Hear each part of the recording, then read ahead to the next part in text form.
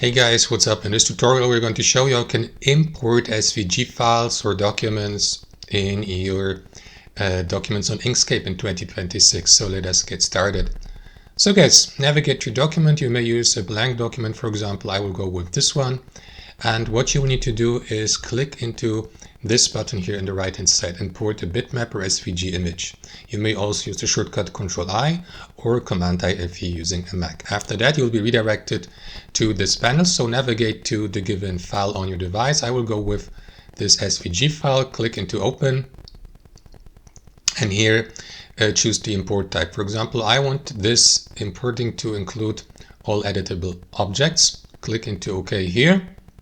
You may also set the DPI for the SVG by clicking into these plus and minus buttons. I will leave it at 96 DPI and click into OK. And after that, the given document will be imported, as you can see, in SVG file format, which is basically the same as this one here in the background because I exported it already or saved it on my device. So now we have two versions of that SVG file. So let me remove that one. That's how I do it, guys. Thanks for watching and have a fantastic day.